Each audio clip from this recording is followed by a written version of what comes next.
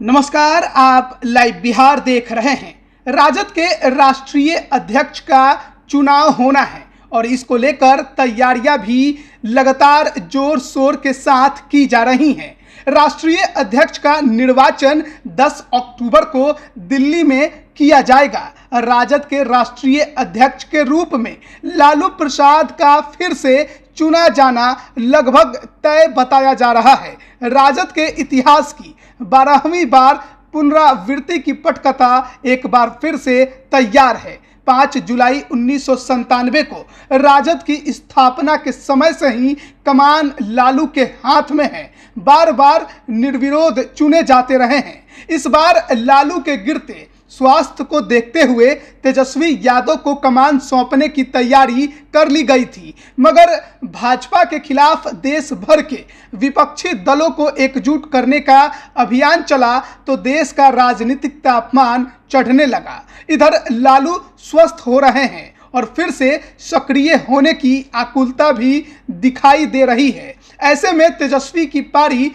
खिसक सकती है। हालांकि परोक्ष रूप से राजद की पूरी कमान तेजस्वी यादव को सौंप दी गई है।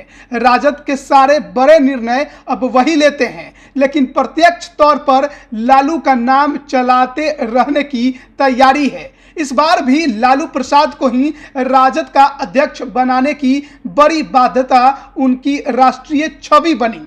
तेजस्वी भी इसे सौभाग्य मानते हैं कि राजद के पास इस स्तर का नेता है जिनकी देशव्यापी स्वीकार्यता है। हालांकि राजद में एक ऐसा भी खेमा है जो लालू की सेहत और उम्र का हवाला देकर तेजस्वी को आगे करने का पक्षधर है, लेकिन सूत्रों का दावा है कि तेजस्वी स्वयं भी इसके लिए तैयार नहीं हुए हैं। इसकी वजह है कि लालू ने उन्हें सारे निर्णय का अधिकार दे रखा है। ऐसे में उपलब्धियां तो उनके खाते में ही आ रही हैं, किंतु किसी मोर्चे पर कभी तेजस्वी अगर चूक जाते हैं तो उस विफलता को लालू प्रसाद के आभा मंडल में विलीन कर दिया जाता है।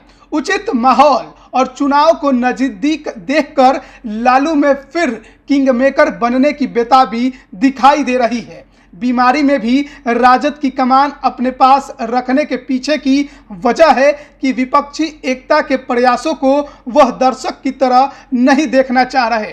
राजद और जदयू के करीब आने के बाद से लालू की नीतीश से 4 बार मुलाकात हो चुकी है।